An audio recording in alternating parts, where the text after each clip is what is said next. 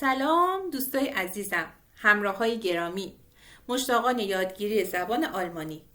اینجا کانال آلمانی با آواست و من در خدمت شما هستم تا مجموعه کتاب‌های اشتاتنویا رو از سطح پایه که همون آ1 هست تا سطح B1 برای شما آموزش بدم. باید بگم که هر یک از کتاب‌های اشتاتنویا 12 تا درس داره و تو برنامه‌ریزی هم که من کردم تصمیم گرفتم که هر درس رو توی یه هفته خدمت شما ارائه بدم. پس دور آموزشی هر کتاب 12 هفته میشه. از طرف دیگه مطالبی که تو هر کتاب هست، نکات کلیدی، نکات دستوری، همچنین لغات جدیدی که تو هر درس هست خیلی زیاده. پس تصمیم گرفتم هر درس رو به 3 قسمت تقسیم کنم. اینجوری شد که ما هر هفته 3 تا فیلم تو همین کانال آپلود میکنیم که بتونیم به صورت کامل با تمام جزئیات یک درس رو ارائه بدیم. ولی قبل از اینکه وارد کتاب بشیم، به خاطر اینکه شما راحت‌تر بتونین آ1 رو شروع کنیم، مجبوریم که یه سری مباحث رو به صورت مقدماتی آموزش بدیم. اما اصلا مباحث ساده‌ای هستن، ولی باید بدونید که راحت برید وارد کتاب بشید. که برای اونم من یک هفته در نظر گرفتم. پس به صورت کلی برنامه چی شد؟ یک هفته آموزش مقدماتی داریم، بعد وارد کتاب اصلی میشیم که همون اشتاتنویا سطح آ1 هست.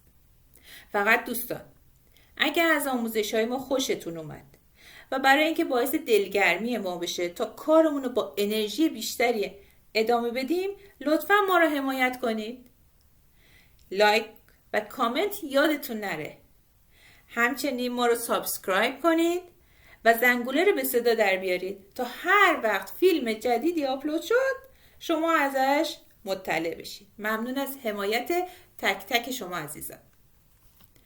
خب دوستان، یه سوال بپرسم.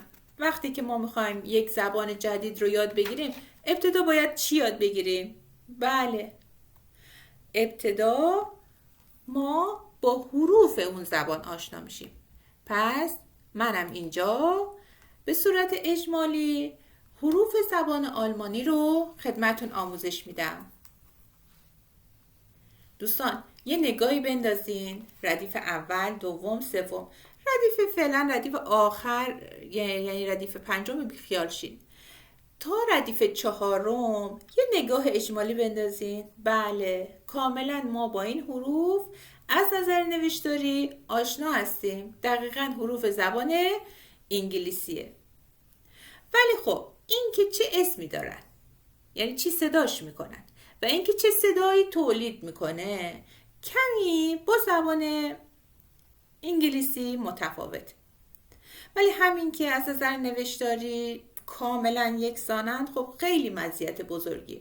و از نظر صدایی هم که ایجاد میکنن تقریبا مشابهن، اینم خیلی عالیه و باعث میشه که ما زودتر این حروف رو یاد بگیریم. جز ردیف آخر که تو ردیف آخر ما 4 تا حرف داریم که اضافه بر اون حرفایی که تو زبان انگلیسی هست. خب بریم بدون اینکه فوت وقتی داشته باشیم با حروف آشنا بشیم. فقط یه نکته‌ای، من کنار همه اینها دقت کنید، کنار همشون اسمشون رو نوشتم. هر حرف چه اسمی داره کنارش اومده. خب بریم شروع کنیم. آ، ب، س. دوستان اینو میخوام بیشتر دقت کنید. س نمیگیم، ابتداش یه تی هست، تی خفیفی اینجا میگیم. س، د، ا، اف، گ، ها، ای، یوت. اینجا هم دیگه یه تفاوت عمده داریم، درسته؟ یوت صدایی که میده یه است، مثل وقتی ما میگیم یا با همین یوت نوشته میشه به معنی بله بله درست. مثلا میخوایم بگیم یه چیزی رو میخوایم تایید کنیم میگیم یا. خب ادامه میدیم و نوشتن اسمش هم یوت. کا، ال، ام، ان، او، پ، کو. کیو نمیگیم، کو. خب اینجا هم باید دقت داشته باشید، بهش نمیگیم آر، بهش میگیم ار. انگار انتها به غ میرسیم. ار. اس بعدی، اس. تی، ت. او. اینجا دقت کنید، دقیقاً صدای ایجاد میکنه که ما برای سوم شخص مفرد تو زبان فارسی میگیم. من، تو، او.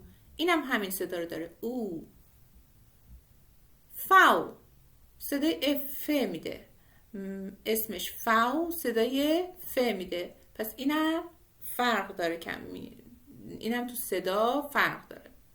مثل وقتی ما میگیم فاتا، وقتی میگیم فاتا با فاو نوشته میشه دیگه، با اف نوشته نمیشه. حرف بعدی و، ایکس، یپسیلون، زد. دقت کنین دوستان، این ست که داریم میگین اولش تی داره، ست. خب میرسیم به ردیف آخر، ردیفی که جدیدن و ما تازه میخوایم با این آشنا بشیم. است، اسمش هست است، صداش چیه؟ س. در بعضی مواقع وقتی دو تا اس کنار هم دیگه بیان تو زبان آلمانی از است استفاده میکنیم که نگاه کنین شبیه بتاییه که ما خوندیم، درسته؟ بتا رو اینجوری می‌نویسیم، این استه. خب حالا صدای سوم نگاه کنین، آ اوملات، او اوملاوت و او اوملاوت. اینا دقیقاً آ او هستند، فقط فرقشون اینه که دو تا نقطه بالا سرشونه، درسته؟ این دو تا نقطه رو ما بهش میگیم، تو اسمش هست اوملاوت، یعنی همون آ هست، آ اوملاوت، درسته؟ حالا صدایی که ایجاد میکنه، آ اوملاوت صدای کسره ایجاد میکنه، ای. او اوملاوت صدایی که ایجاد میکنه شبیه به صدای ای هستش که به او تبدیل شده، یعنی این او تو پس زمینش انگار ای رو داره،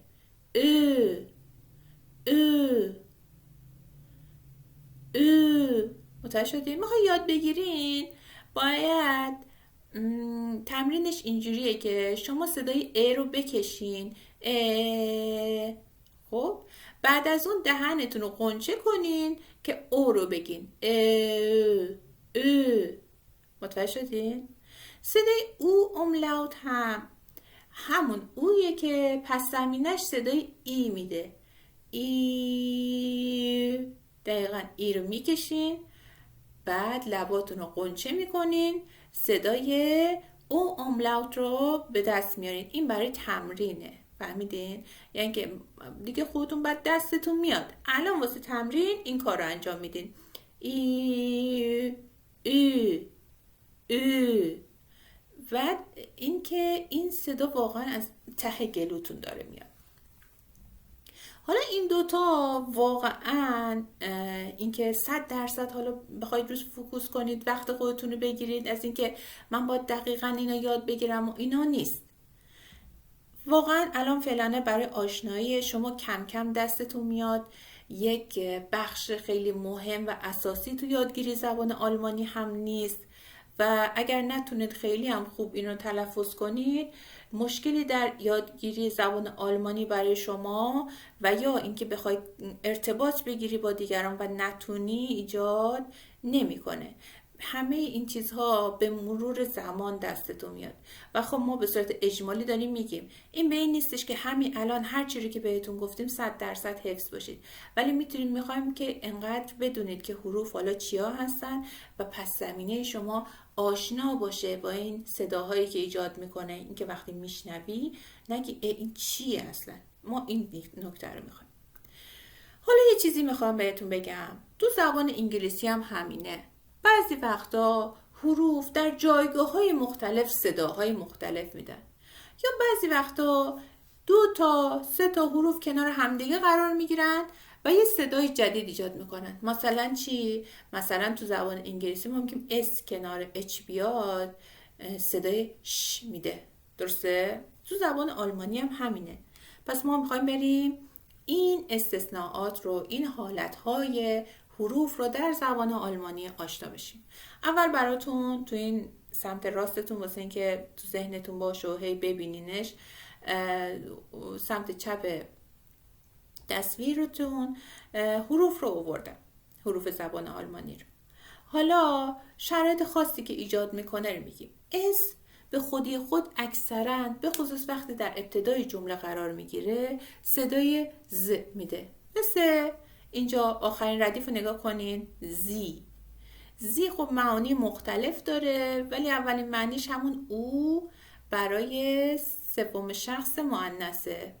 یعنی ما برای مثلا مؤنث حالا خانم در نظر بگیریم زی بهش میگیم. البته مؤنث فقط خانم نیست، منظورم تعریف فهم کلمه او برای مؤنثه.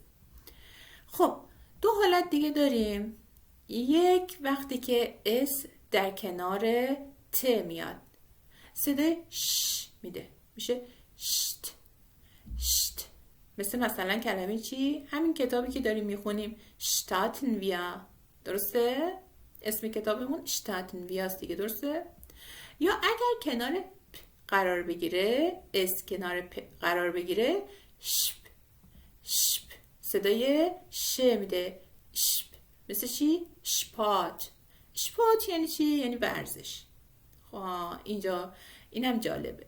نگاه کنین، س و ها در کنار همدیگه 3 حالت صدا رو ایجاد میکنن که بستگی به شرایط و حروفی که در قبل و بعدشون هست تلفظ اینها متفاوت خواهد بود. پس 3 حالت و 3 صدا رو ایجاد میکنن. بعضی وقتا صدای میدن، مثل ماخن.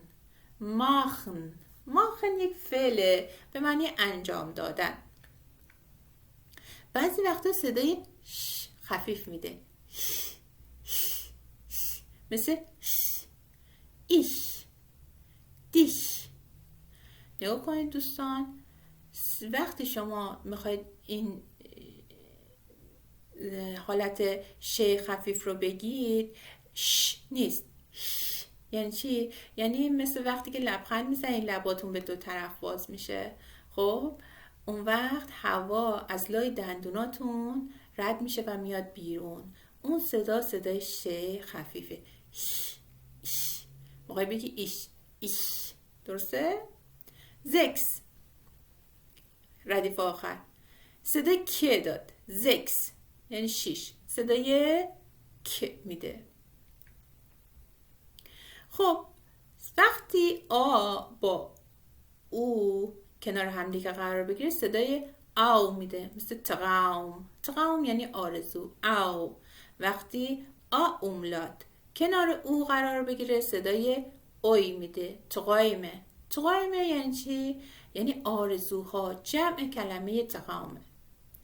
اگه ای و ای کنار همدیگه قرار بگیرن صدای آی میدن، مثل ماین یعنی مال من.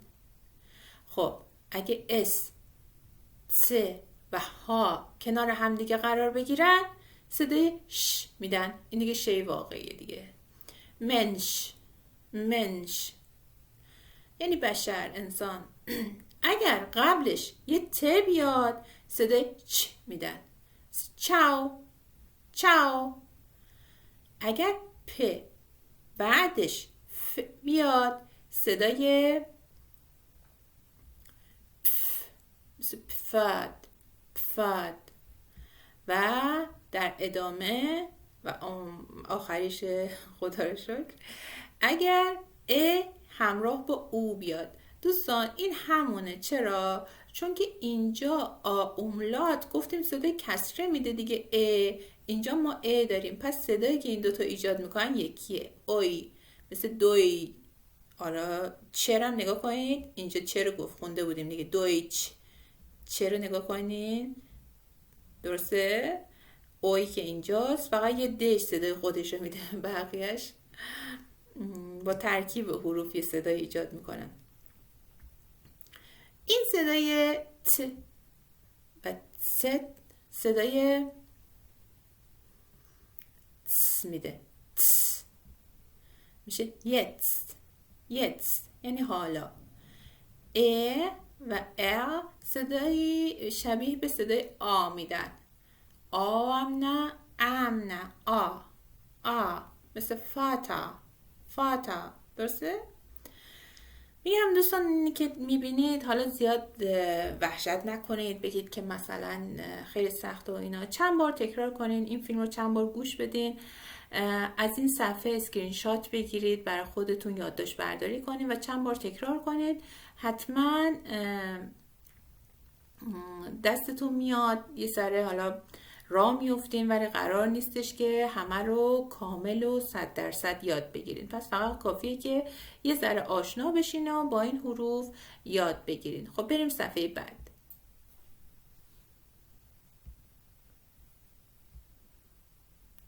خب در مورد پرسونال پرونومن یعنی ضمایر شخصی. خب ما باید اینو حداقل بدونیم که بتونیم وارد کتاب بشیم. من، تو، او، ما، شما، ایشان یا همون آنها. اینا تو زبان آلمانی چی میشه؟ ایش یعنی من، ایش. دو یعنی تو، زی، اس. همه این ستا به معنی او هن. اس برای خنثی میاد، یعنی نه مذکر نه مؤنث. زی برای مؤنث میاد، اوی مؤنث رو بهش میگن زی.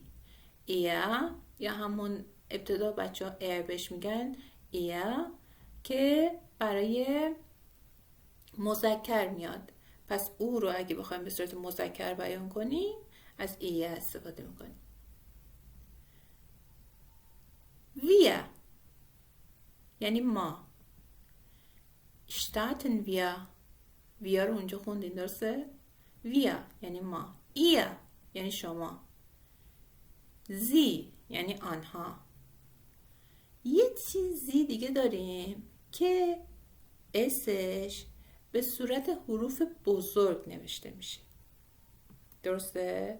به این میگن زی به معنی شمای محترمانه. یعنی من توی جلسه کنفرانسی هستم دیگه، نمیتونم بگم تو فلان، میگم شما. اونجا که از شما میخوای استفاده کنی دیگه از دو استفاده نمی کنی. از چی استفاده میکنی؟ زی. یه ذره برای شما شاید سخت باشه مثلا به این نگاه کنیم بگین که وای ما چقدر زی داریم و چجوری ما متوجه بشیم کدوم زی مال کدوم، مثلا معنی این زی چیه. سخت انگار برای شما به نظر میرسه، ولی باید بگم که راحته، به خاطر اینکه در زبان انگلیسی افعال صرف میشن. پس وقتی زی میاد مثلا برای سوم شخص مؤنث، فعلی که همراهش میاد صرف برای سوم شخصه و تو متوجه میشی که این فعل اینجا زی پس به معنی اوی مؤنثه، نه مثلا آنها. این کمک ها هست به شما میشه که انقدر این حالت سخت بودنش برای شما پیش نیاد، اینکه تشخیص بده این زی مال کدوم یک از ضمایر هست. یه بار دیگه میخونم و درس رو تا اینجا به پایان میبرم. ازتون میخوام که خوب این فیلم رو نگاه کنید، نکته برداری کنید و مرور کنید تا برای درس بعدی که خب مطالب جدید هستش و نیاز داره که شما این مطالب که تا اینجا آموزش دادم کامل بلد باشید، آمادگی کافی رو داشته باشید. Ich, du, er, sie, es. Wir, ihr, زی زی. خب دوستان، خوشحال شدم. اولین جلسه بود. اگر توپقی بود، خوب صحبت نشد، عذرخواهی میکنم و خیلی منتظرم که جلسه بعدی باز بتونم با شما هم کلام بشم. پس تا جلسه بعدی مراقب خودتون باشین. خدا نگهدار.